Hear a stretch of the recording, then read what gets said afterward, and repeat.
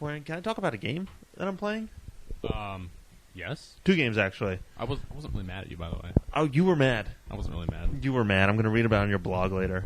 My Zanga. www.dansmad@greg.com.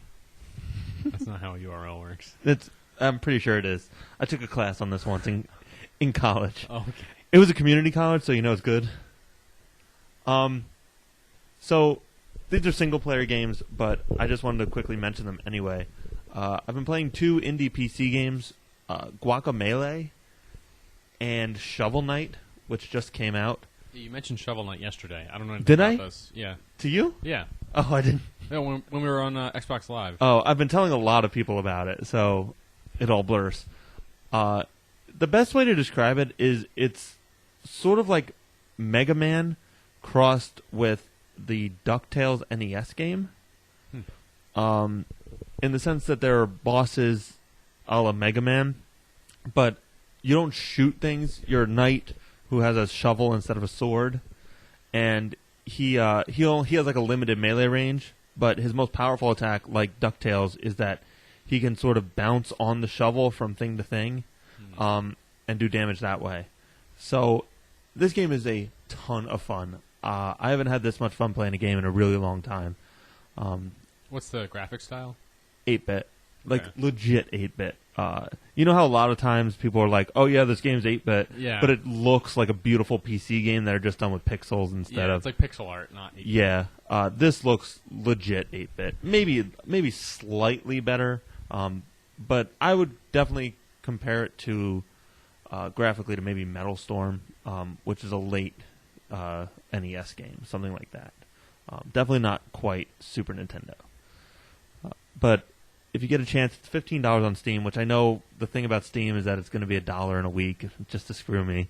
But I would say it's definitely worth $15. Guacamelee I picked up in a Humble Bundle, and that is also like a retro-y side-scroller, but it's real pretty. That was obviously designed for next-gen systems, stuff like that.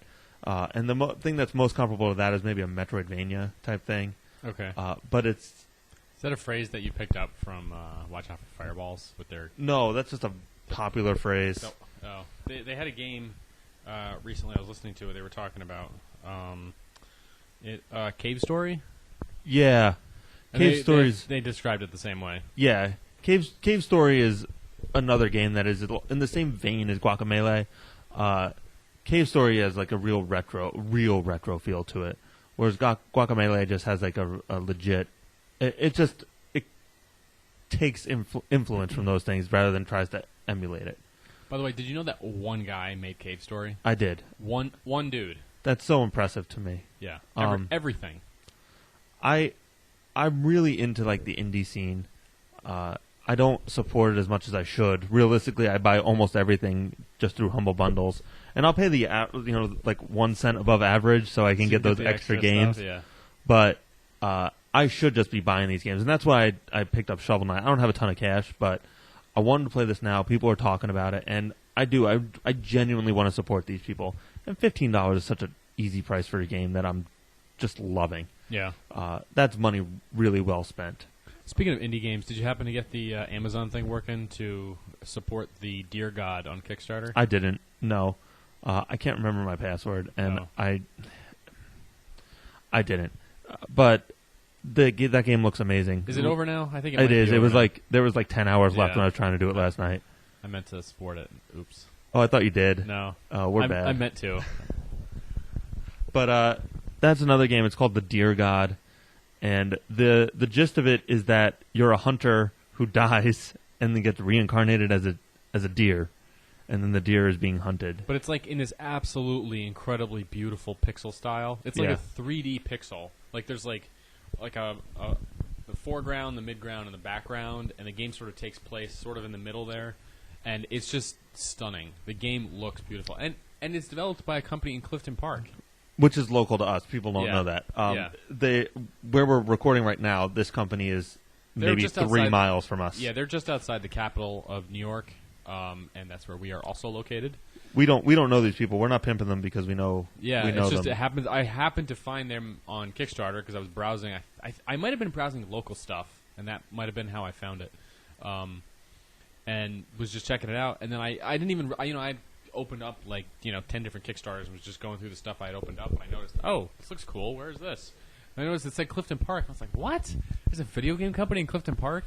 I thought it was strange enough that Vicarious Vision was in Manans. But I was like, there can't be multiple game companies around here. That's nuts. Yeah. I would say the art style for the Deer God reminds me most of Sword and Sorcery EP, or Super Brothers Sword and Sorcery EP, which if you have not played that game, the game is ridiculously awesome. You need to check it out. It's a lot of fun. We should stop talking about one-player stuff. We should. Podcast theme music, go. There you go. Thank you.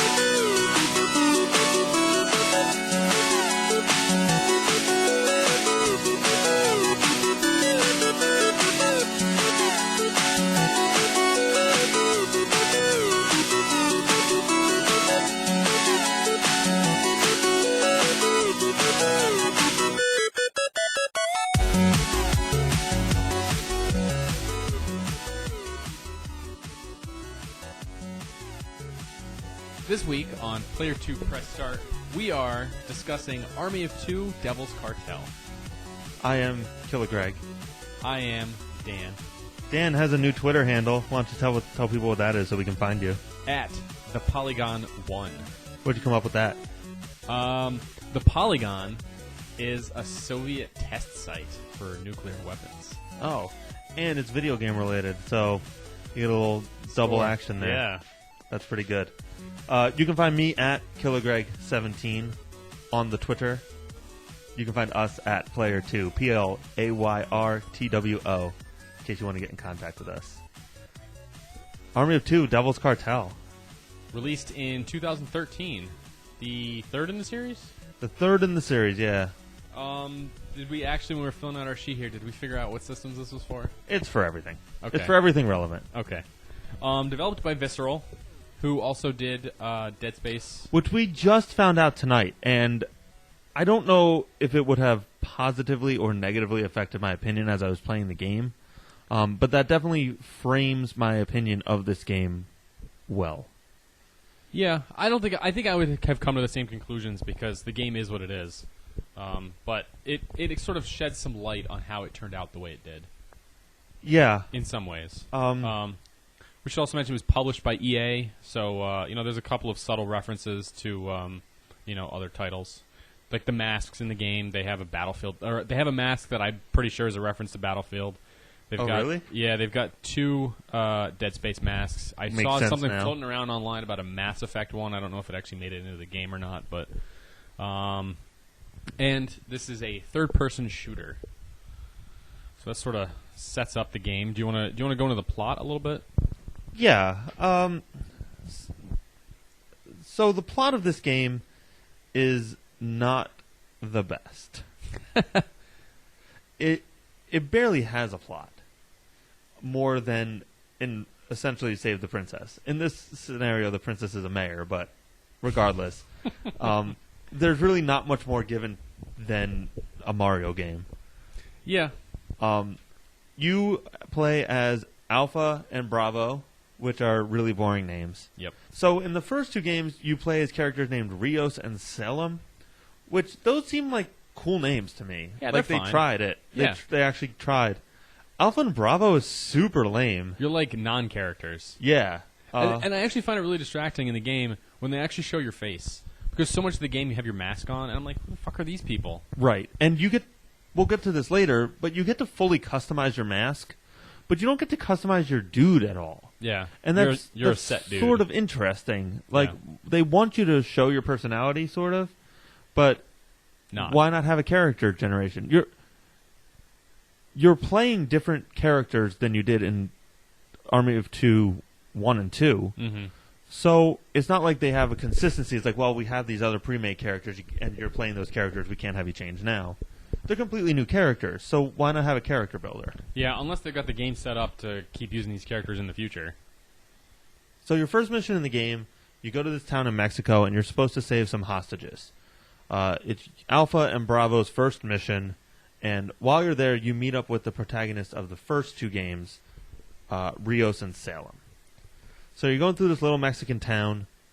You come across all the hostages are dead except for one, and Rios wants to save this hostage, this woman hostage, and Salem wants to leave her because you're going to die if you try to save her. Lo and behold, Salem dies, but you saved the girl, and Rios lives. Alpha and Bravo live. That's sort of the prologue to the game. Then you flash forward 5 years to the game proper, which was very confusing. I didn't know there was a 5-year jump. Did you? No.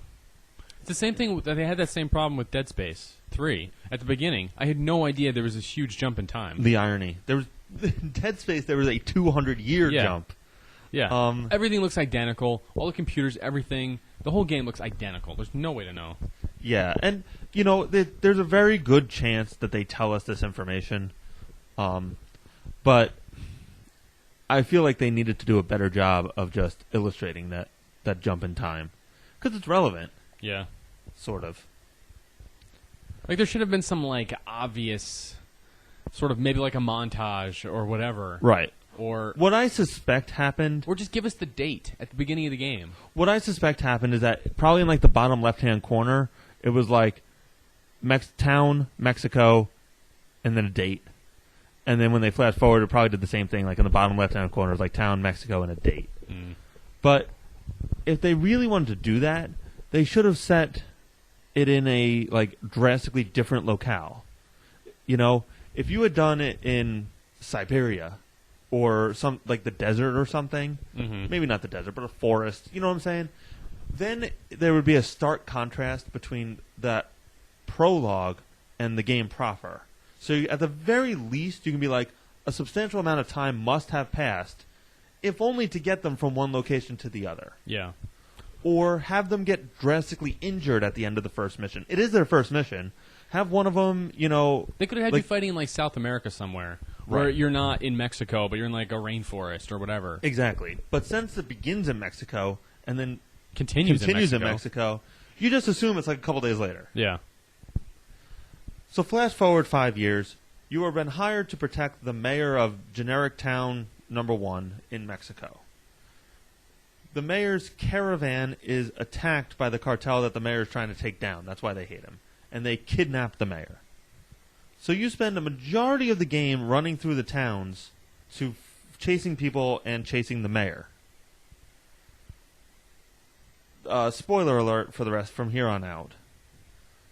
So you finally find the mayor, and there is an ex-Army of Two guy who's running around with the head of the cartel. His name is El Diablo. Surprise, surprise. This game is really bad coming up with names. Mm-hmm. You finally find the mayor, and they have also kidnapped this girl who you've been palling around with. Mm-hmm. What's her name? Fiona. They kill the mayor. They just straight shoot him in the face. Yep. But then they kidnap Fiona, right? Mm-hmm. So then you have to keep chasing him. And you find out that El Diablo is Salem from the first 2 games. From 5 years previously. And you thought he was dead. Yeah, he was left behind because you thought he was dead, so you continued with the mission and left him there. Turns out he wasn't dead. Shocker. Yeah. And as it also turns out, and Dan and I did not realize this until, honest to God, the last 10 minutes of the game, Fiona, the girl you've been pounding around with, is actually the girl from the beginning of the game that you saved, that Salem died for. Yeah. But didn't die for. But he's like all scarred and mangled and stuff. And he's got a cool new mask. Yep. Looks like a dragon. Yep.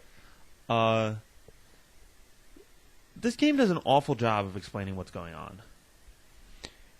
In the game's defense, when it gets to the cutscenes, especially with a game like this where there's so much to make fun of and tease, we tend to just sort of shoot the shit and make fun of the game and not pay attention. But we did pick up most of the story. But there's like a couple of key things which I feel... I mean, we had the same problem with Dead Space with some things too. So, once bitten, twice shy. I'm not going to take full responsibility for this. There's definitely a certain element where when you're playing a multiplayer game and you're playing a plot-heavy game, it's very easy to miss stuff. Yeah. Like, you and I will just be talking when a cutscene starts, so maybe you miss the first couple sentences. Any in-game dialogue, like while you're shooting stuff, people will be bantering back and forth, giving you plot points. Dan and I are oftentimes talking. Yeah. If it happens in-game, I'm guaranteed not to get it. Yeah, I miss it all. And that's frustrating. Yeah. I was talking with Dan before we started recording, and a large problem I have with games nowadays is that there's too much exposition in-game. We were talking about Halo, and as we go through our Halo retrospective, you'll hear me mention a couple times, do you know what's going on in this game?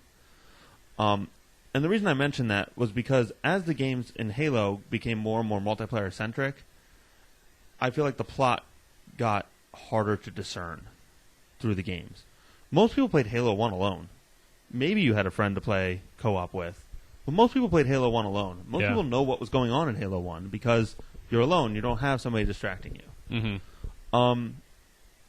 So games like this, which are designed from the ground up to be cooperative games, they need to understand that the two people who are playing over Xbox Live are not being silent.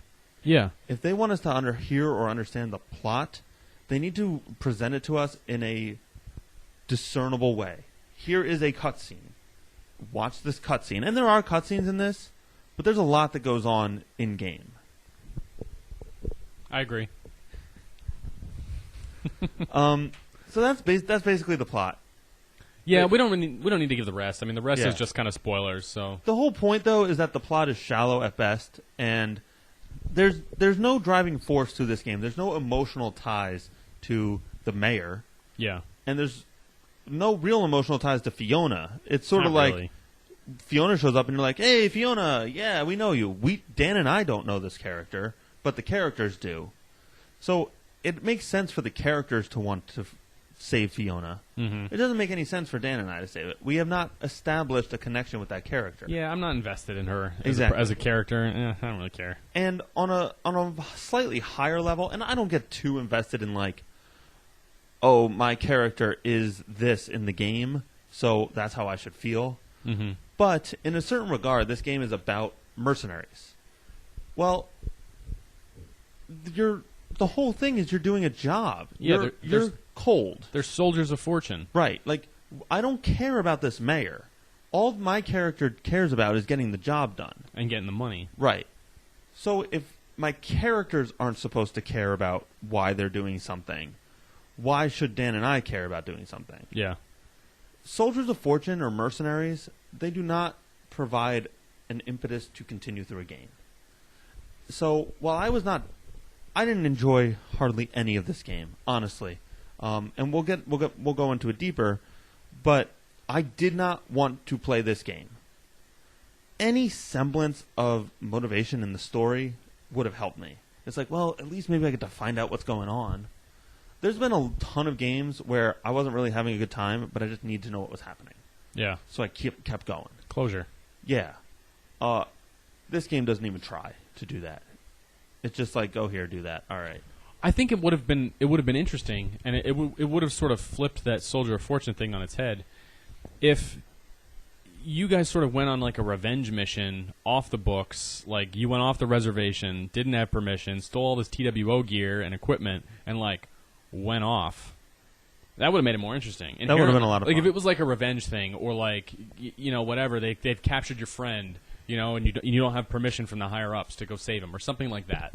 You know, that would have interested me more and made me, especially if it was, you know, Big Boy or B.O.B. If I had to go save them, I would have been interested. That's true. That would have been a lot of fun. And they, by the way, they have cameo appearances in this game as other TWO soldiers. We'll sort of get to whether the game was fun or not later. But you're absolutely right. They put B.O.B. and Big Boy in this game. Those are, I mean, they're real life people, but they're relatively goofy people. Yeah. You know? You don't take them seriously. Right. By any means. Like, if they put Dr. Dre in the game, you'd be like, all right, this is a serious game. Well, like Exhibit, that's sort of questionable. Could go either way. I don't know. I do own Pimp My Ride for the PS2. Yeah, but he's like kind of an intense dude. Yeah, but he got really goofy. He did. Regardless. They put these two rappers in there as, like, sort of fun throwaway characters. Yeah. Well, that's fun. I would, honest to God, if somebody was like, Greg, there's a game out there. B.O.B. and Big Boy have been captured by the Mexican cartel, and you are the only person who can save them. I'd be like, I gotta buy this game. Yeah, sign me up. This is the best game I've ever heard of. Sign me up. But they don't. Nope. Generic Mexican number 3, go save her. Yep. Whatever. So, how do you... The plot, forgettable, boring, stupid. How do you think the game looks? Because you can get a good-looking game and get away with a lot. Well, it's fine. I wasn't impressed. I wasn't unimpressed. It got the job done. As we discussed beforehand, before recording, Visceral used the Frostbite 2 engine. Yeah, Frostbite 2. Which was used for Battlefield 3. Battlefield 3 that's a good-looking game. I think you were a little bit more enamored with Battlefield 3's visuals than I am. It's a good-looking game. I don't deny that. It looks good. This doesn't. It's not on the same level. It's like a game that uses like the Doom 3 engine. Like Doom 3 was an amazing game and looked incredible. A derivative game that uses using the same engines tends to not look quite as good. This is sort of the same idea there. It doesn't really. It just didn't do much for me. It was just kind of it's fine. I thought this game looked better than Dan's giving it credit for. Not a lot more, but I thought it was a good looking game. I was watching YouTube video before we started recording, and in it I was impressed with the visuals.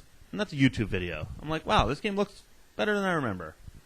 But what I found so interesting was that almost the only redeeming quality I found from Dead Space 3 was how good that game looked. It was a good-looking game. Everything was just oozing with texture and a feel to it, and it just like everything just felt so... It was like tangible. Yes, perfect word for Dead Space 3. Dead Space 3 came out before this game, made by the same people. Yeah. But they used a different engine. Yeah, they had their own engine which they used for Dead Space 3. Yeah. Why didn't they use that for this? Why didn't they use that for this? That would have been wonderful. I don't know. I mean, how could it not even? I mean, it would. I can't imagine that. It must have been more expensive to license somebody else's engine. Well, Frostbite is made and owned by DICE, which is owned by EA. Okay. So I suspect that it was free or very low cost.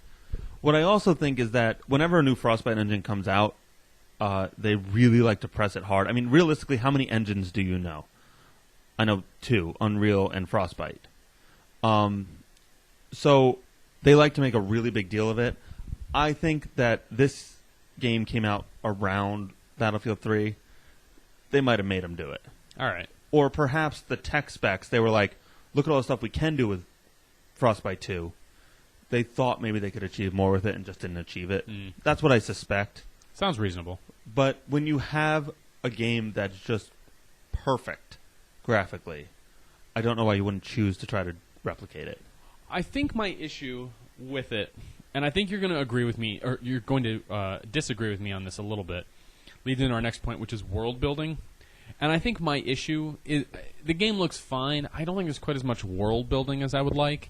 And I felt like the levels in Battlefield 3 were more filled out with stuff and things and felt more like a real world than this did. This had sort of like not cartoony, like that's not the right word for it, but something like artificial about it all that I didn't typically get from Battlefield 3. I will agree and disagree with you, which makes for a wonderful debate. Yep. You used the word earlier of inconsistent in regards to this game, and that's what I would agree with. There were some levels that I felt incredibly lived in. It's like this is a real scenario. At one point in the game, you're in a drug sort of warehouse / storage facility thing. That looked so good to me. Are you talking about where they were like growing all the weed? Yeah. That looked really great. It was just like room after room of like hydroponics and other stuff. But it sort of felt like a lab, and each room was different. Like one room looked like a kitchen that was turned into something. One was like a warehouse. Like that whole level seemed pretty real to me. Like it lived in decrepit house, falling apart through fire. 50 Cent ripoff. We'll get there later. And then when you were like in the Mexican favela, is that the right word? I think that might. I know what you're getting at. It was like a very like tight knit, close quarters, like street area. Yeah, there's like alleyways and like little sort of area, like a whole bunch of little areas. Exactly. That felt good. That felt really good. Yeah. But then at the same time, there was a lot part of this game which just felt very video gamey. You'd sort of like you'd come out of one of these interesting areas and you just end up in a big room or a big square, like a big arena. Yeah, and that's boring. That's just so boring. Yeah, like a giant room in a church or a mansion with columns and things to hide behind. Like yawn. Like that doesn't feel like a house to me. That doesn't feel like a real thing to me. I'm going to quickly bring this up, just because I don't know where else to bring it up, and we're talking about that stage with the weed. At one point in that stage, there are blue barrels that explode. Yeah. That's ludicrous to me. Yeah. We were running around. It's like, you're going to have to blow a hole into the floor. Great, where are the red barrels? Throughout the entire game, red barrels explode. Yep. Blue barrels do nothing. Yep. We're running around. I can't find it. Where are we supposed to go? The marker's over here. Why can't we do it? There's some barrels over here. What are we supposed to do with them? I don't know. Look around. Eventually, it turns out you're supposed to shoot the blue barrels. Yeah. Blue barrels didn't explode throughout the rest of the game from that point on.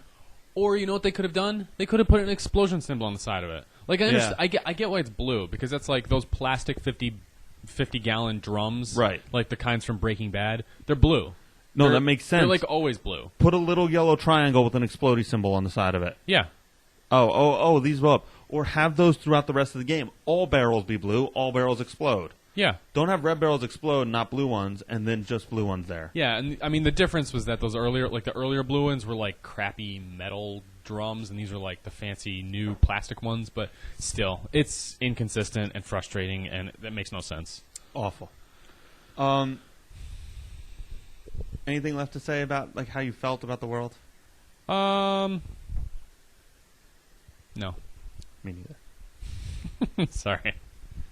So Army of Two, it has always been a co-op game. Yep. From the ground up. From the ground up. That was the point of the original Army of Two. So they made a big deal about teamwork. Yep. Yet I didn't feel any incentive to use teamwork in this game, and I didn't feel like there was any built-in co-op available to us. Yeah, I agree with that. It seemed like you were mainly there to like boost your partner up somewhere. Yeah, and it was never really particularly natural. No, it was like, we have to put something co-op in here.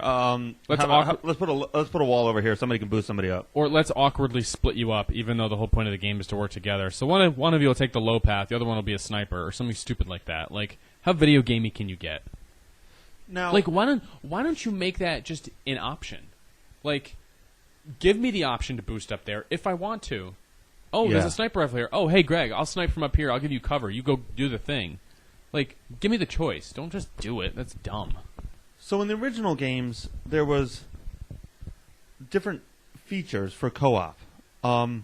Just reading from the Wikipedia, there was the back-to-back mode, where you would go back-to-back and you would spin in circles and shoot people, which was really fun and very limitedly played the first Army of Two. Apparently, you could play rock, paper, and scissors with your partner. And there was all sorts of other co-op features that they took out of this game to apparently make it more fast-paced. I mean, I guess it does. But my issue is that, okay, so you have a co-op game, but there's almost no co-op features except the ones that are forced upon you, like boost your pal up. But then, I felt like for most of the game, I was competing with you to get to people first to kill them, either to get the knife kill before you, or to just get the points or the shot or whatever.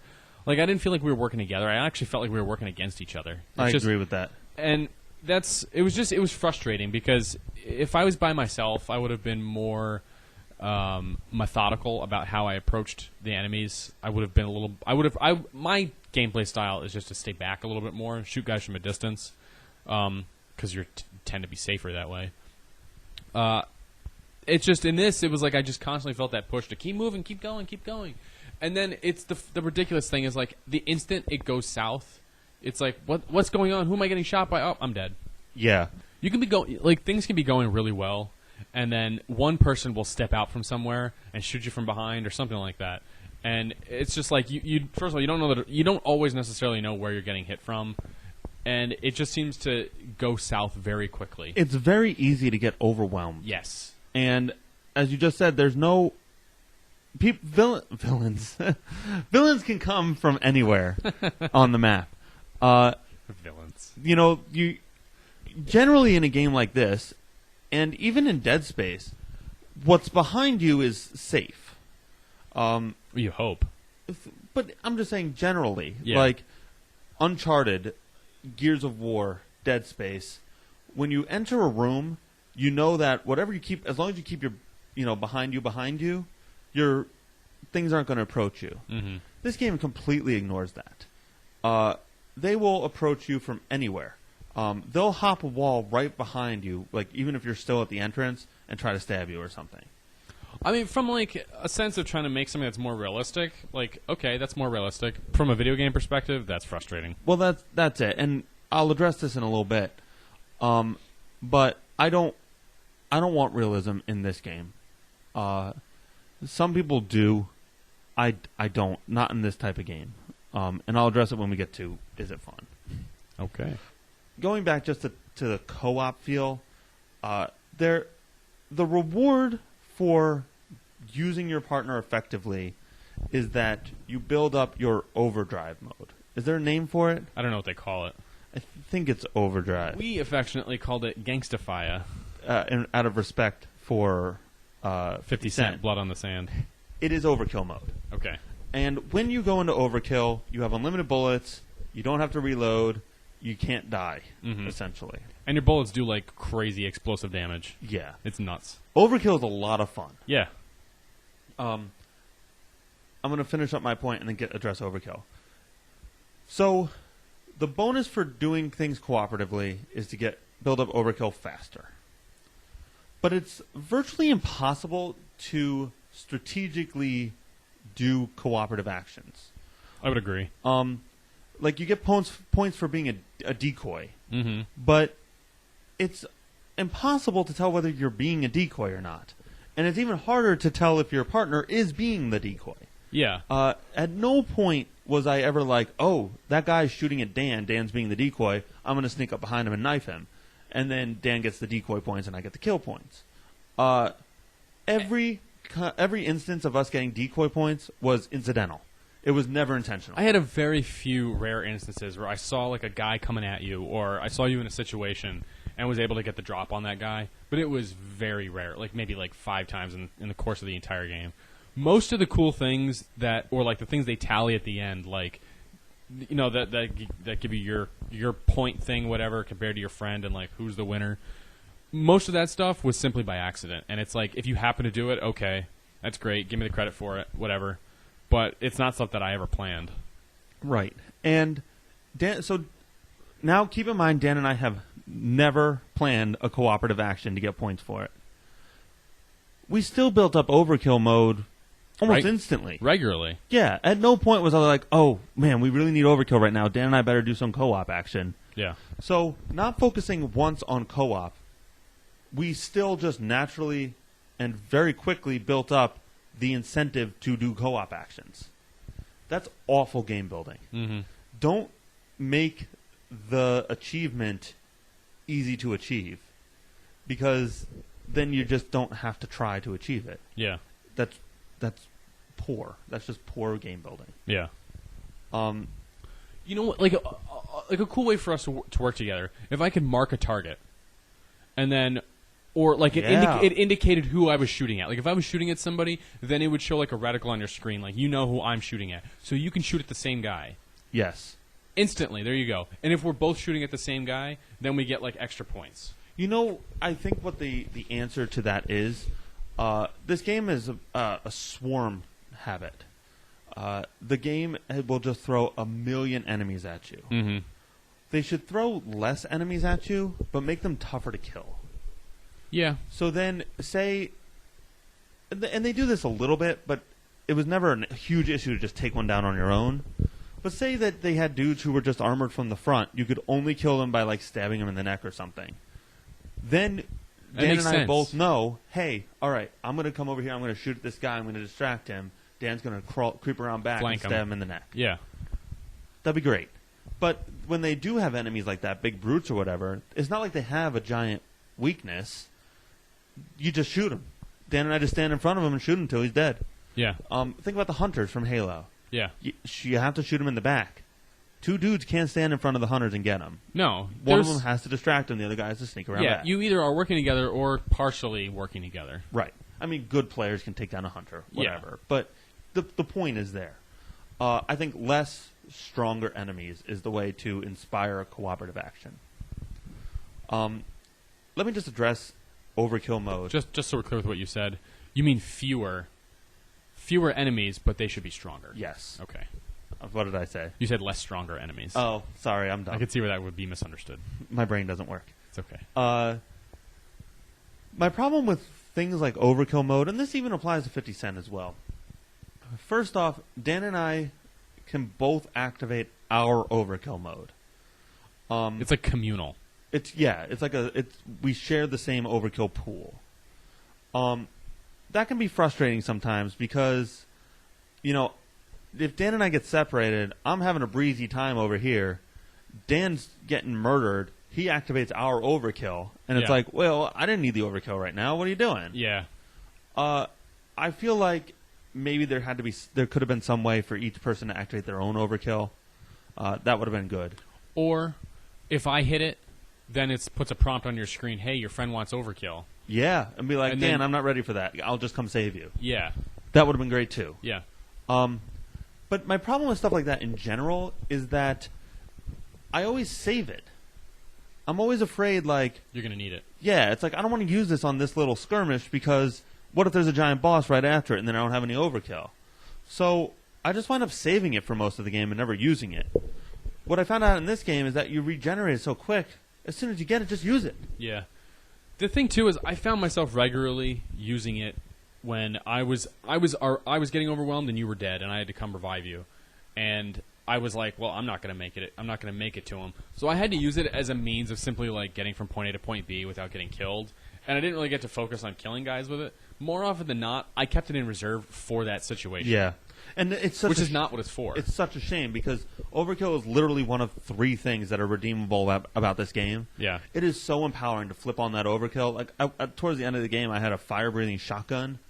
It was so awesome to turn overkill and just walk up, be like, boom, boom, boom, boom, boom, set people on fire, blow their legs off, all this stuff. It was awesome. In the last level, there was one part where we were still inside the building, and like 6 guys walked out of a doorway, and I turned it on, and I was like, and just all of them just mowed them down. Like, I didn't have a lot of moments like that, but that is where you want. It felt so good. Yeah. But we wound up using overkill defensively most of the game. Yeah. And that's awful. It shouldn't be happening. It's fine. It's just it's boring. So that's my general overkill rant tirade. Yeah. Dan, was this game fun?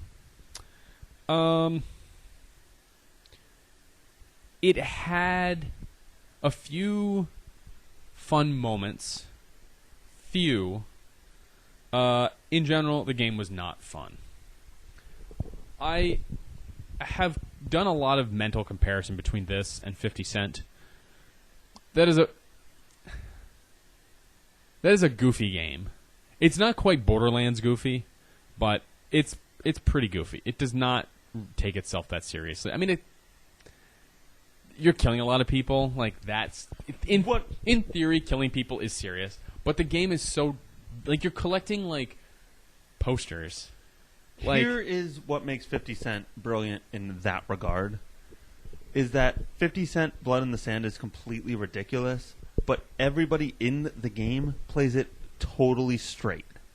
That's what it is. Thank you. That puts it perfectly. Like, they're not in on the joke, but you are. Exactly. Yeah. That game is ludicrous, but 50 Cent is so serious throughout the entire thing. It's hysterical. The contrast is hysterical. If this game was like that, this game would have been incredible. I completely agree with you. Because good humor in a game redeems almost everything. If you can make a legitimately funny game, it will make up for all of your shortcomings. I agree. Pretty much. The issue I had with this game... First off, this game is not fun. I don't know if I made that clear or not. This game is... The kindest word I can give to it is tedious. There's a contrast in tone on this game at a conceptual level. The game at its heart is sort of a bro game. Yeah. I feel like it was designed to appeal to the lowest common denominator gamer. Yeah. As opposed to like Mass Effect. Right. That's Mass like Effect very highbrow. Yes. This game has a lot of swear words. It has a lot of violence. It's all about a lot of stereotypes. A lot of stereotypes. A lot of stereotypes. It's all about murder for fun, murder for profession. Yeah. You know what I'm saying? Being a sociopath. Right. Like, you're not even... You play Call of Duty, you're murdering a lot of dudes, but you're an Army Ranger or you're a Navy SEAL. You know, you're protecting America. Yeah. Freedom. Yeah. Eagles. Caw-caw. These characters, it is their profession to murder. They're not killing these people because they did something wrong. They're killing these people because they're being paid for it. Yeah, although technically these people did do something wrong, but that's besides the point. Right. So this strikes me as the kind of game, and I might insult somebody here, and I guess I don't really care that much. This is like an ICP game. Like that. You know what? If we have any listeners that are big fans of ICP, I don't care if they're upset. That's true. I'm not terribly concerned about offending you, but I think you understand what I'm doing. The point I'm trying to illustrate. This game is goofy. The premise is goofy. It's sponsored by Skull Candy. Yeah. Big Boy and B.O.B. B.O.B. are in it. But there's no humor. And the humor that is there is that sort of like lowbrow kind of humor. Yeah. Like an Arnold Schwarzenegger kind of humor. Yeah. The only time it got kind of funny is when Big Boy and B.O.B. showed up. That's true. And they were in it for a level. If that. Yeah. And that's exactly it. 50 Cent was just goofy. It was just fun. Over the top. Ludicrous. And that's what this game needed to be. This is literally the only thing I remember about when the first Army of Two was coming out. And this eventually got cut from the game. What I remember when this was something they advertised was going to be in the game. If you were in a boat and your boat got shot, you could stick a tampon in the hole to prevent the boat from sinking. That was a marketing thing for the first Army of Two. That game, from what I remember, had a goofier feel to it, a goofier aspect. It was like, yeah, these are soldiers of fortune, but they're having a rad time doing it. Like, it was an extreme game. You know what I'm saying? This one is... Like, you should be doing it on skateboards. Yes, exactly. Exactly. That would have made this game better. Like, better. Where's the skateboarding level? Oh, my God. If one of us was on skateboards, the other was on rollerblades. that'd be the best game of all time. And then like your special was to hit them. Either like you kick your rollerblades in their face or hit them across the face with your skateboard. And I would love it. I don't mind bro games. Even dumb bro games. The game that comes to my mind is a game called Bulletstorm. Do you know what I'm talking about? I think I do. Bulletstorm is a game that everybody hates. Which one's Bulletstorm? Can you refresh my memory just a little bit? Yeah. It sounds really familiar. Bulletstorm is a game made by people, People May Fly. Or People Can Fly. I think that's the name of the company. It's literally a game about murdering people with your feet.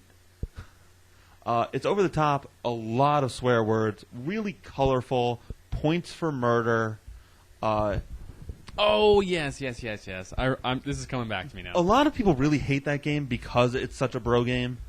But I think that game is actually brilliant.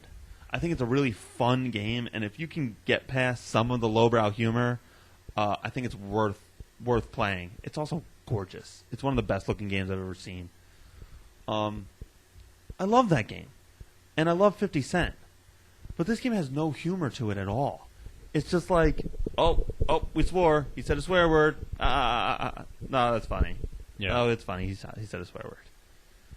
It's not funny. It's not over the top. It's too serious. This game is too serious. It's a dull cliche story that takes itself too seriously, and it's like, where's the fun? This is supposed to be a video game. Why is this fun? Yeah, and comparing this to Dead Space, I hated Dead Space, and I hate this game. At least Dead Space wasn't supposed to be fun.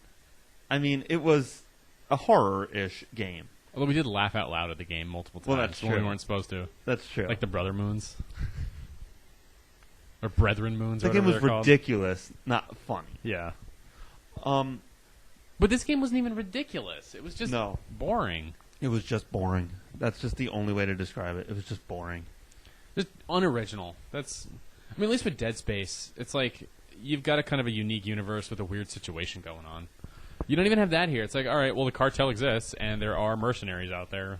All right. And I think maybe the best thing that illustrates this game, there was no dive button.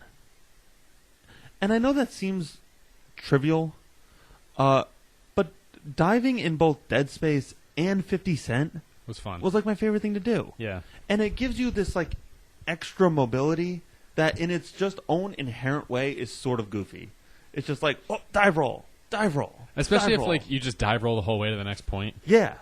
And then on top of that, like in 50 Cent, the game was liberal enough to let you dive roll through the level and just stab people. Yeah. It'd just be like dive roll, stab, dive roll, stab, dive roll, stab. This game is too unforgiving to have a good time. Early on in the game, Dan was getting very frustrated with me because I was playing it like 50 Cent. I was just like running up to people and trying to stab them, and running up and trying to stab them, and then I'd be dead and really far away from Dan. Yeah. This game is way more of a tactical shooter than it wants you to believe. Yeah. It pretends like it wants you to have a good time, but it doesn't want you to have a good time. Before I forget it while you're talking about it, the most useless feature in the game is the shooting while in cover. Like just pointing your gun up and shooting. I killed one guy the entire game doing that. I got an achievement for it. Why would I do that? Why? It's silly. I would just pop up and I'll just keep popping up. I'd also like to bring up the cover system, which is awful in this game. So, let me amend that. I'll amend that. Dan's giving me the amend look, and I should amend it. Moving from cover to cover is really good in this game. It feels good and it feels pretty natural. And they've got that little like blue indicator on the screen so you know where you're going, and it's not too obtrusive to be obnoxious, and it's like if you don't need it, it sort of falls away and you don't notice it. I completely agree with that. And it lets you, and it has a pretty far range. Yeah. Like a lot of games like this, you'll only be able to like quick move to the thing like right next to you or something. Yeah. But you can it'll actually run pretty far and slide into something in the distance, which is nice. The issue is that it won't let you quick snap to cover. So like if you're standing next to a half wall, you can't just hit A and get cover from the half wall. You have to actually angle the camera to the half wall. So you get the little blue symbol. So you get the little blue symbol and then click it. So a lot of times you'll just be frantically trying to get cover because you're dying, you're overwhelmed. Yeah. You're frantically trying to get cover, and you're not sticky enough. It won't just let you stick to cover. You have to find the camera in the right area to quickly get to cover. And then, likewise, in the same fashion, like in that situation where you're not sticky enough, when you do finally get into cover, oftentimes, like getting out of it is not. It's like awkward, and especially when somebody throws a grenade and then you're stuck in the cover and you're trying to get out and move or like get away. Like that's where you need a dive button. Yeah, I died to more grenades than anything else, and the absence of a dive button is the thing with that. Yeah, it's like, oh, there's a grenade. Okay, I better like sort of run from it. But it's like, no, what am I going to do if there's a grenade? I'm going to die. You can't get away from it. It needs a dive button. It needs a dive button. It's just, and the other problem I have with cover is that almost all the cover in this is destructible. So you're never safe. And a lot of it is highly destructible. Yeah, I'm fine with that. That doesn't bother me. I like a destructible world. It should be. I like a destructible world, but there was never... I had a lot of trouble finding something to ever be safe. Like, when I was dying, I could never be safe to undie myself. I guess this falls into you don't want a realistic game. I'm fine with a realistic game. I think it's just a difference of opinion. I don't want this to be a realistic game. There is room for realism in games. I don't necessarily want this... I'm fine if this is a realistic, serious game. If it has a dynamic, interesting, engaging, original story. This doesn't have that. That's. I mean, Halo is an incredibly serious game. It's not a funny game. There's nothing goofy about it. There's nothing... But it's like, I'm engaged. It's extremely... I mean, original, in quotes. For, video games it is. It's extremely original in that sense, and it sucks me in. I'm engaged. And I'm fine with that. This doesn't have that. Not at all. There's a place out there for realism. I've said this a million times. SOCOM 2 is one of my favorite games of all time. That was a couple shots, you're dead. And when you're dead, you're dead. You don't respawn. That's it. I appreciate those games. I just don't want a game with this tone, this blow stuff up for fun tone, to be real. Yeah. But they weren't even like blowing stuff up. Wasn't even fun. It wasn't like I did enjoy throwing grenades. Like that was a satisfying feeling. No, I feel like in game. Like, I would have been great if your character was like, yeah! Or, like, you yelled, like, your in-game character yelled to the other character, like, nice shot, dude! Yeah, that would have been great. Where was the witty banter? Yeah. Like, in-game banter. That would have been great. That would have helped. Even Left 4 Dead. Like, I've been playing Left 4 Dead 2 again, which I'm hoping we'll do for the podcast soon. That's a relatively real game. It's serious. You only get one health pack for an hour's worth of play. Well, you get 4 health packs for an hour's worth of play. When you're dead for a long time. There's only a few revives. That's a realistic game. I'm air quoting, you can't see it. That I support. I support realism in games. I just don't want it to conflict with the tone. That's fine. Well, I mean, you think I just, I poo-poo all over whenever you're like, this game is too real. And that's not, I'm not against that. I just think that it has a place. This game, it's like, it's a mishmash of things, and it's like, I think it would just be more enjoyable if it just wasn't serious. And if it had sort of like dedicated itself to being a real bro game, and being goofy and funny and like, yeah, explosions. Which is the impression I got from the first one. I didn't really have an impression one way or the other. I didn't know that much about it. So I didn't really go into it with any expectations. But I just think it would have been more fun if it had taken that approach. And, maybe they have this whole long series that they want to keep making games. And, like, this is clearly the focus of the series. It's like, it's a mediocre, contrived story. It's boring. But, like, that's sort of that serious note that they've taken. But... they could have taken this whole thing on a completely different path and done something like mildly original. This just doesn't. This is just. It's a third-person shooter. Yeah. That should have some sort of like co-op component that's like key and like central to the gameplay. It doesn't. So what it markets itself as isn't even accurate.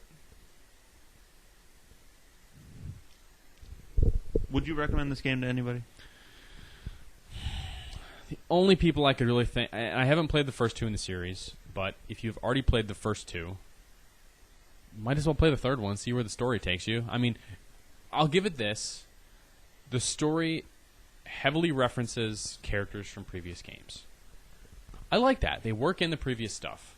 Would have been nice if they had sort of explained things a little bit better, or had some sort of like video I could watch to catch up on it. There was some game. Dead Space 3 had a video. Yeah, that would have been great for this. These people did that in a game already. Yeah. Why wouldn't you do it in this? Yeah, or have like dossiers. Yeah. That would have been perfectly appropriate. Why don't I work for Visceral? We would make such a great game for them. You know what? But here, this is a very, very quick aside. After playing this game, I think I'm going to pass on Battlefield Hardline. Is Visceral involved with that? They're making it. Are they really? Yeah. Well, thumbs down to that one. So, I hated Dead Space. I hate Devil's Cartel. I hated Battlefield 4. Did they make Battlefield 4? They didn't make Battlefield 4, but I mean, you're basically combining two things I hated. Yeah. I was excited about Hardline. I think I'm going to skip it now. I'm fine with that. Yeah. It also got pushed back. I don't know if you heard that. It got pushed back to 2015. I didn't. Yeah. So that's a little flashback to Battlefield episode. Yep. I'm officially skipping Hardline now. Would you recommend this game? Oh wait, did I actually say who I would recommend? No, yeah, fans of the series, people that have played the previous ones. That's who I would recommend it for. What about yourself? I would not recommend this game to anybody. I really wouldn't. I know you always think I'm. I just think that's so scorched earth. You always think not a single person on earth you think would you always find think this I'm game too fun. extreme with this. Here's my rationale. We played the better version of this game. And I know I liked it more than you did, but I would love to play 50 Cent Blood in the Sand again. I loved that game. It was perfect. Sort of. It was bad. It was bad perfect. I don't even know if it was bad perfect. Literally, the only thing I wanted more in 50 Cent was character customization. That was it. Yeah, but that's not like an A+ game, Greg. You know that. You know it's not a top tier level, high quality, awesome, wonderful, shit your pants, awesome game. It's not that. It's fun and it's goofy and it's dumb and it is what it is. It's not that. It's the best of the worst. It's not the best of the best. I disagree with that.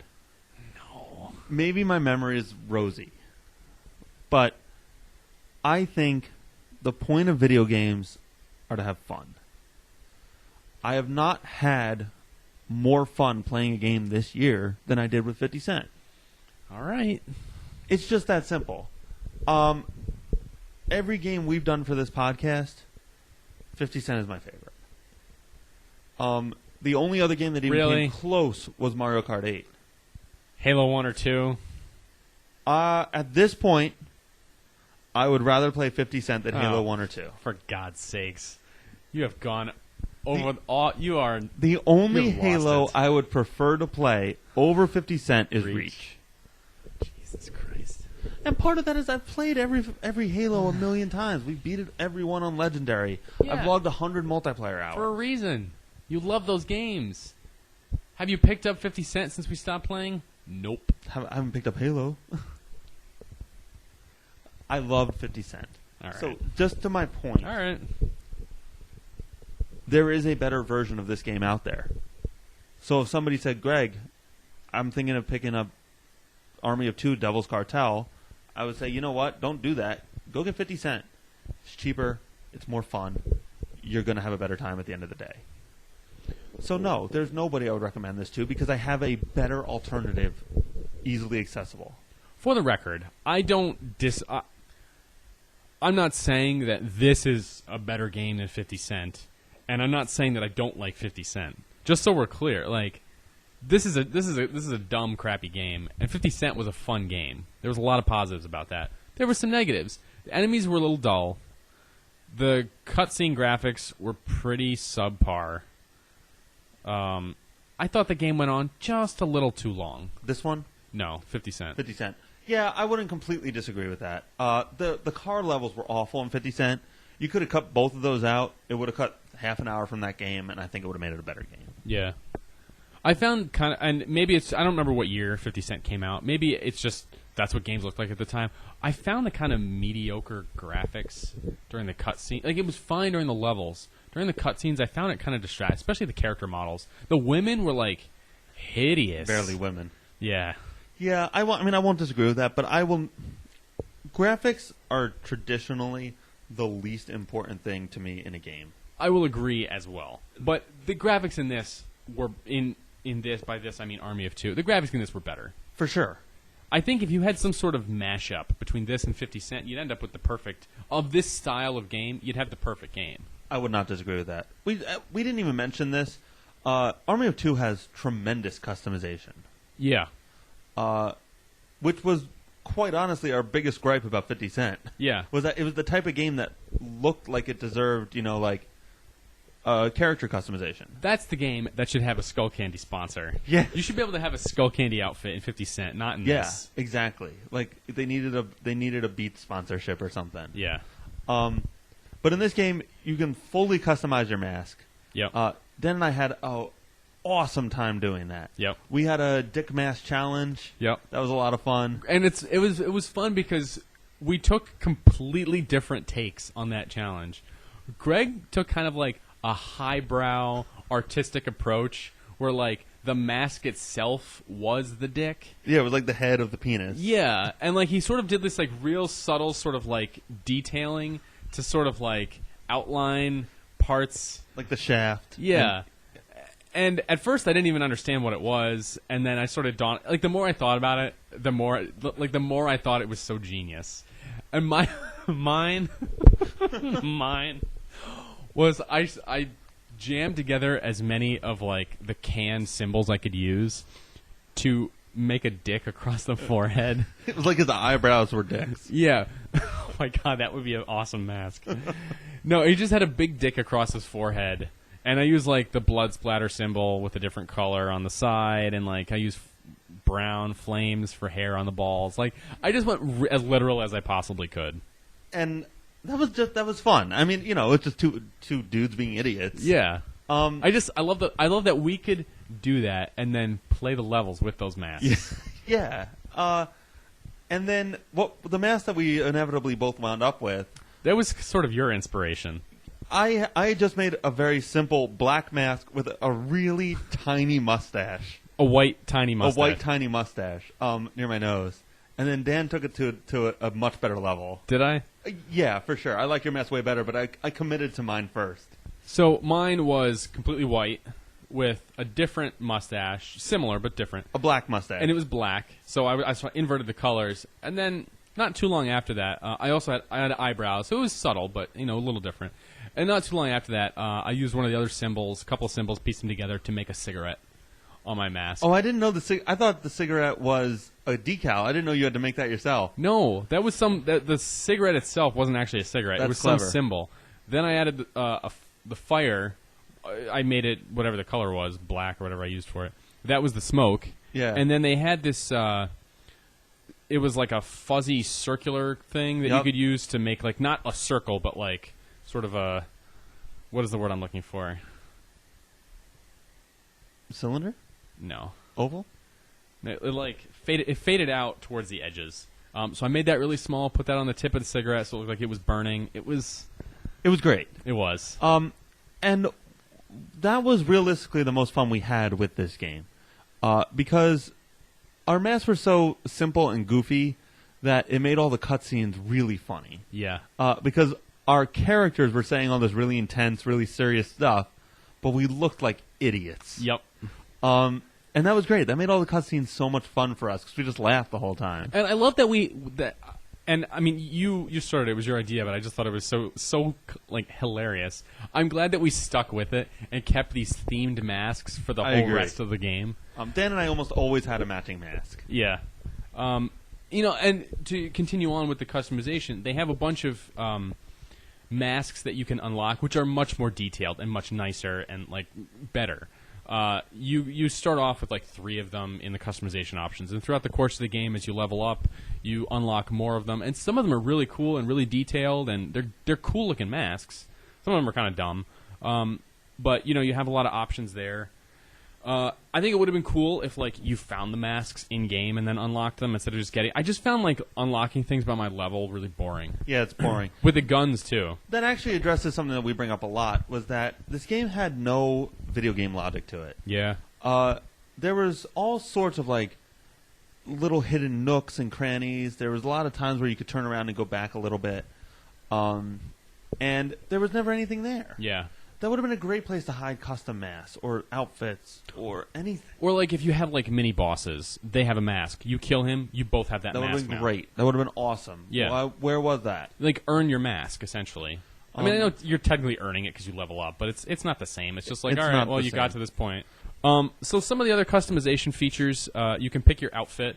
Would have been nice if they let you pick the different components of your outfit, but they still had a pretty good variety of clothing options. Yeah, I was content with what I wound up with, but it would have been nice if you like picked a shirt, picked your pants, picked your shoes. But realistically, that's real nitpicky. It is. No, it's like this is a very customizable game, so that is.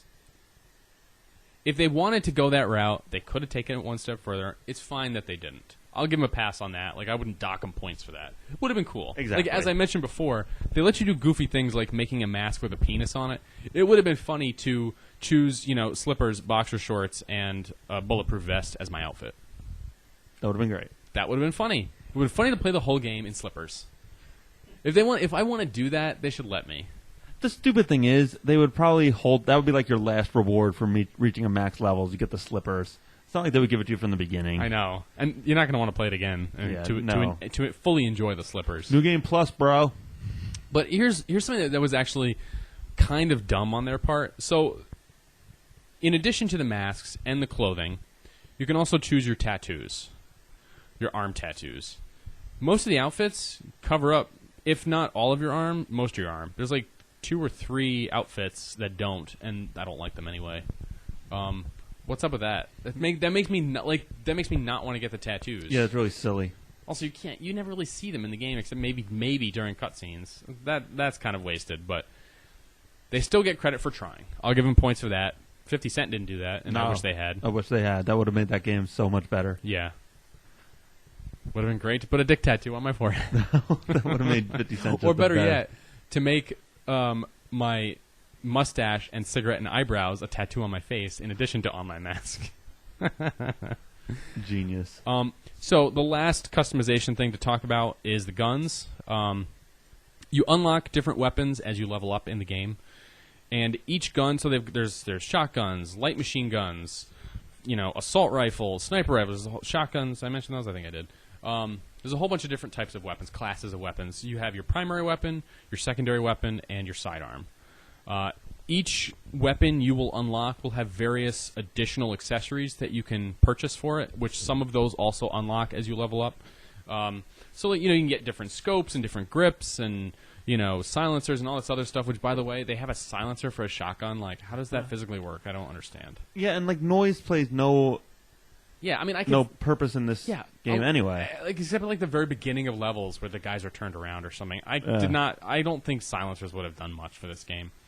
But the guns are, I would say they're fairly highly customizable. There's a fair amount of customization there. That's, they did a good job with that. A lot of different accessories and things you can stick on your gun to do different stuff. I guess maybe more accessories for the pistols would have been nice. That's about it. I found I didn't want to waste my money on skins because I could never really tell that my gun had a skin. Yeah, and there was none that were like fun. Yeah, like I wanted like bunny rabbits on it or something. Yeah, it was there just was different nothing. colors or snakeskin colors. Yeah, it was stupid. But so that's the customization in a very large nutshell. I thought they did a pretty good job with it. It was definitely the highlight. They gave you a lot game. of options, and I appreciated that.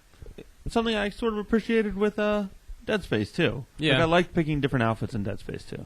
Yeah. Apparently, we just need like an outfit simulator. Yeah. I guess I kind of wish they had more sponsors for this game, so they could have had more. Me dumb too. themed That would have outfits. I wanted like a Doritos, like like a Doritos shotgun or something. That would have been a ton of fun. Like Walmart. Yeah, that would have been great. Because I did wear the Skull Candy outfit for a little while, but it just wasn't. I wanted more. You're right. You could have like a Walmart greeters outfit. Or like a Jeep logo on my mask or something. Oh my I don't know. It would have been funny. Let's just quickly going back. We don't really have a category for this, but I'd like to mention that this game is incredibly broken. Yeah. I don't know what the real deal was with it, but we encountered several issues. Many bugs. The biggest one being that whenever we went to the armory from the game, like you could go to the armory from the menu, or you could go in between levels in the game. Mm-hmm. When we came back from the armory, only on Dan's side, we would have no faces. You would have no bodies. Oh, we'd have no bodies. Yeah, it would just be floating heads. Oh, no. So no, like I thought it was the other way around. No. I thought there was no heads, No. but just bodies. I've got some pictures. Oh yeah, we'll post the pictures. Yeah. And then the So other. it just, I mean, we could have played, and it was goofy, but it wasn't goofy enough to be fun. It was just like, I can't really see what I'm doing or where I am. Yeah, and there were a lot of little technical issues like that. Yeah. And oh man, what was I just about to say? Shit. Oh, I remember. The other biggest technical issue I had was with load times. There were a lot of times where there was a not invisible wall in front of us. It was just like a floating exclamation point. Yeah. That was basically loading. Yeah, it's like, stop here. And it really took you out of it. Yeah. It seemed to me not like, I don't mind load times. You can hide. There was a lot of load times in Dead Space. They hid him in an elevator. This was just, it was just so gamey. It was just like, hey, here's the thing. You can't go any further. Well, and they had a couple earlier on in the game where I think they were trying to cover up a load time where you'd be walking up a path. Yes. I remember this from like the first level when you're 5 years in the past. And, I knew that's what they were doing, or probably what they were trying to do, but at least it sort of fit in with the game a little bit better. It wasn't as distracting. So, and the really weird thing is that at major breaks, they sort of like go into a menu. They tally up your dollars. You level up. It gives you like a score breakdown, how you compare it to your partner, stuff like that. Multiple times coming out of that, we ran into one of those walls. How does that happen? Just tell me you're loading. Don't load the game and then load the game. yeah. Like, that's a huge technical issue. Yeah. Like it would finish the level. Yeah. Like you'd have like, it was weird. You'd go like 10 feet and then it's like, oh, we're actually done now. Yeah, that was real strange. Yeah. So just, this game was sort of a technical mess. Yeah. I don't know where that comes from. And it was funny because it was just on my side. It was primarily on your side. It was glitchier on my end, and I don't know why. Yeah, you would find like a lot of dudes like flipping out and stuff. Yeah, that's right. I'd see something funny, and I'd be like, "Hey, Greg, come look at this." There was one time where there was a guy just floating in the air who was dead, and I was like, "Haha, that's funny." And Greg's like, "I don't see anything." Like you never saw the stuff I was looking at, which is really disappointment because some of it was hilarious. All right, let's wrap this up. Are there any moments in the game that you did appreciate that you remember being fun? B.O.B. B.O.B. and Big Boy have like one amazing moment. I'll put the YouTube clip in here, but just almost completely out of nowhere and unsolicited, B.O.B. chimes in with, "Hey, don't nobody give a fuck." I don't give a fuck, or something to that he's like, effect. "Girl, I don't give a fuck." Yeah, it's just the way he says it. It's hysterical. Yeah, we both burst out laughing. "Hey, don't nobody give a fuck." The game needed so much more of that. Yes. Also, that's the only noteworthy part of this game is Yeah. Big Boy saying a swear word funny. I think the only like noteworthy like in-game moment. The rest. And the peg leg on Rios. Oh yeah! All of a sudden, Rios is like Big Bird leg at the all end. of a sudden he has a peg leg. Which you never see in any other cut. I mean, or I just didn't notice it. But like he's laying there, gut shot. No, you don't even. I don't think you see it up until that point, and they totally no-sell it. I mean, I guess it makes sense because he effed his leg up earlier in the game. You know, like that's fine. I get it. I get why that's there, but it was like so like shocking. It was jarring. It Yes. was like, oh look, he's got a peg leg. That was real funny. It was like it doesn't even look like a real prosthetic leg either. It wasn't like, you know, what like those kinds that runners have that are bent real funny. You know, it was nothing like that. It was just he's got this weird chicken leg. It did. It looked like a chicken leg. I will also point out that the game actually got a little more fun towards the end of the game. I think for a few reasons. One, we had better guns at that point. Two, there was a lot more enemies spawning in front of you, so you weren't constantly worried about your back. And I think that helps in the game because you're not terribly concerned about being overwhelmed. And by that point, we were using the overkill very liberally. Mm-hmm. And the game is infinitely better in overkill mode. So I had a more fun time probably in that last level than I did the entire time before that. Yeah, Still not good, but more fun. I really enjoyed the not first level, but like that first chapter of the game in the, like the beginning of the game up to rescuing Fiona and escaping on the helicopter at the end of that. Like that first section, I really enjoyed that. I played that over multiple times. Like when we first started playing, you know, I went off on my own and replayed it like 2 or 3 times in a row. I was a real grumpy Gus about this game right from the beginning. Yeah. Like, I played that first level, I'm like, I am going to hate this. But, you know, I went back, I earned some extra points, I unlocked some guns, you know, I kind of got into it. The game, it got tedious as it went on, but I'm still fine with that beginning part. I would still replay that first level. It's fun. Well, I think it's a little bit... I mean, we still got a lot of knife kills, but I feel like the opportunities for hand-to-hand combat in the beginning of the game were a little bit. There was more options. The knife kills are super satisfying in this game. Yeah, even maybe more so than 50 Cent. Oh wait, because you know you barely ever. Do you ever get them where it's like super rare? Right? It was usually you just beat the crap out of the guy. It was usually punching or kicking. In 50 Cent? Yeah, I was thinking like, wow, I really want to use the knife. Yes, you're right. Yeah. The knife kills are great in this. Yeah. That's actually, we should give it credit where it's due. That is a major high point. The only issue is it's so much harder to get knife kills in this game. Yeah. By the way, you mentioned too that it was as a co-op thing. We were talking about this earlier. Yeah. It would be great if there was a way for us to sort of like team up for melee kills or working together like that. And it would be cool if like there was a guy nearby and similar to marking a dude or whatever. Like if or using the overkill and like sharing it. If I press, you know, the Y button or whatever, the button to knife a guy, and like you see me in the animation, you could like join in and like I think we did that like once, and I don't know if it was by accident or if that's something we can actually do. I think it was a glitch in the game because you knifed the guy and then I went through my knife animation. It's not like we teamed up. It just gave us both the knife animation. Okay. But like that would have been fun. Or like if one of us grabbed him and then the other guy knifed him. Yeah, that'd be great. Yeah. That would give you like crazy co-op points or something. Yeah, or like if that was a thing, like instead of knifing him, like I could double tap it, and then I'll grab the guy, and then hold him, or like hold him hostage or whatever, or use him as a shield. Thing would be great. That would be cool, especially because they have shields in the game. You know, that would have made total sense.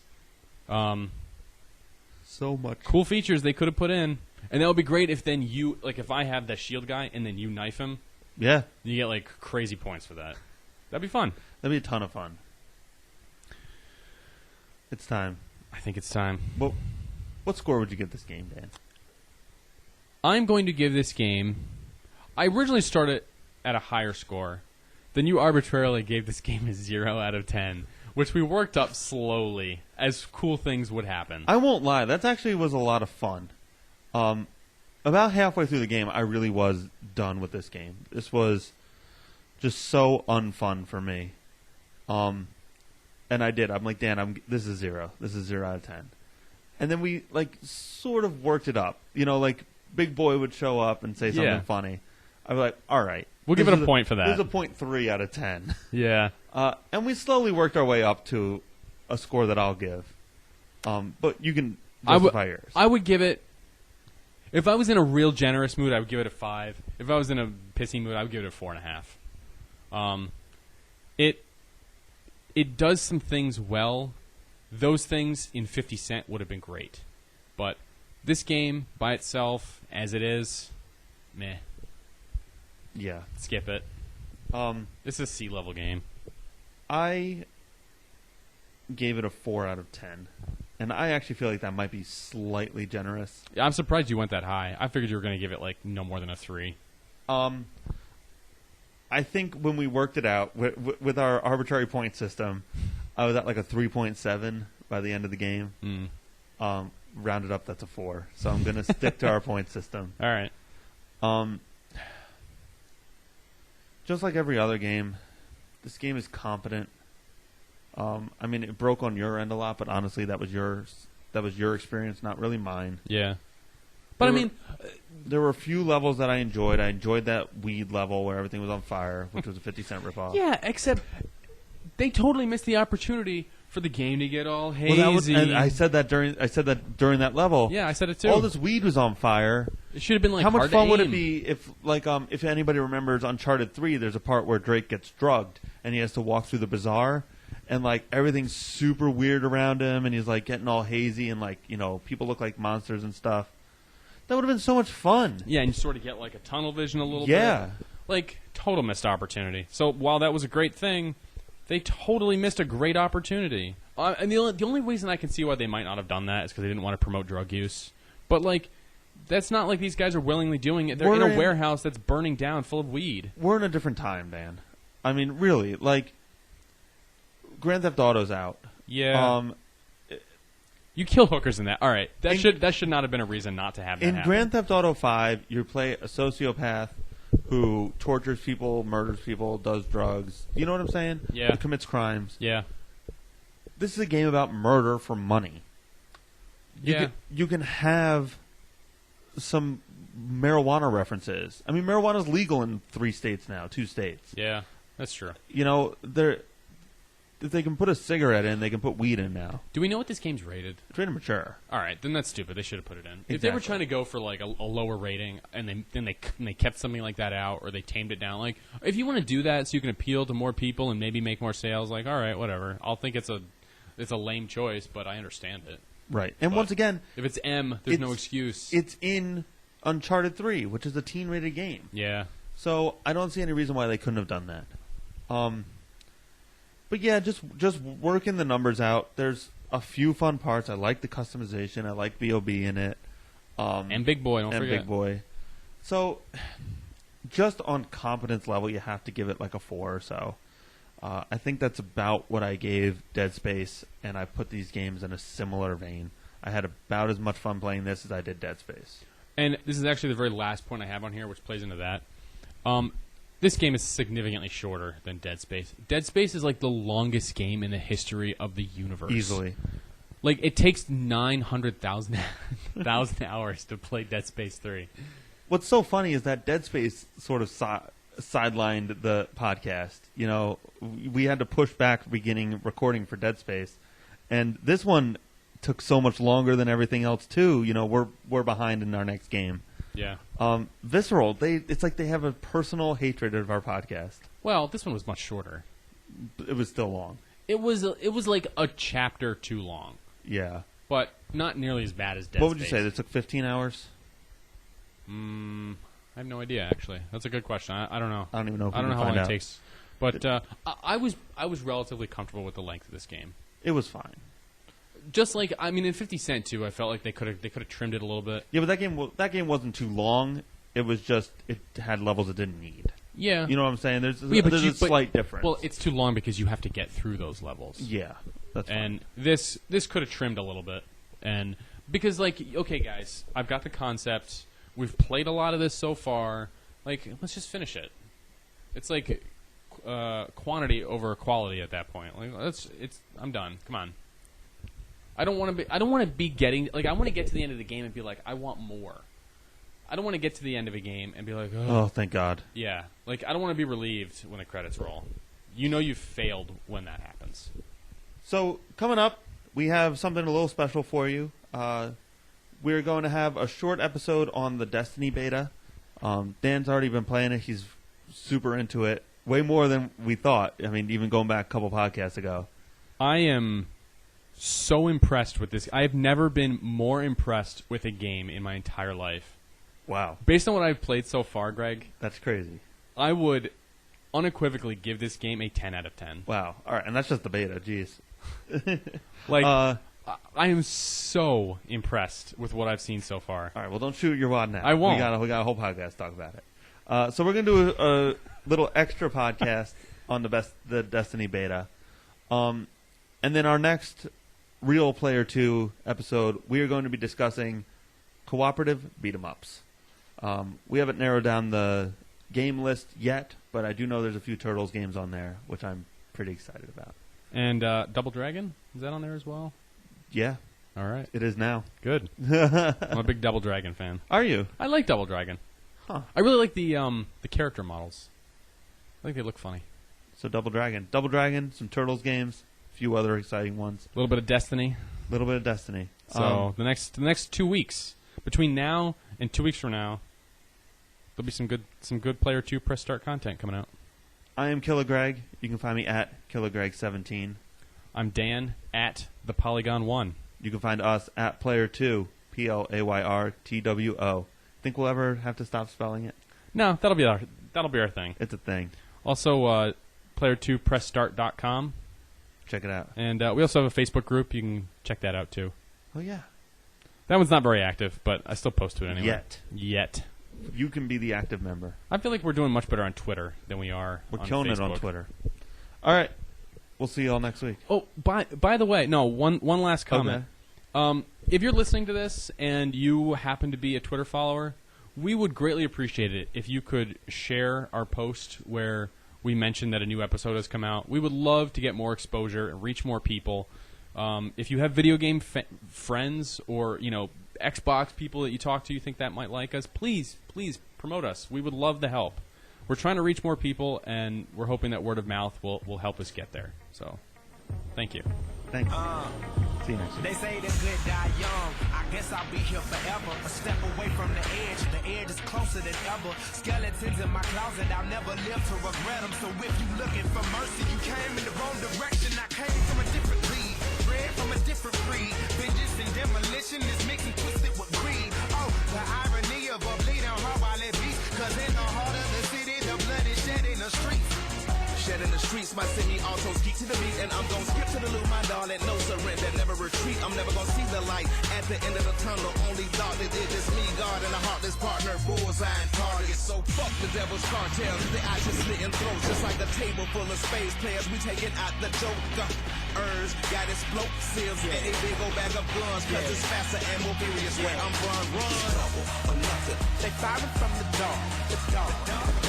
They firing from the dark. It's double. And now I think they trying to go the wrong. I see me with the giant cabbage on the coleslaw, boy. Look, I look like flipping, I don't chance mine. Got triggers on the clock, bitch, it's hammer time.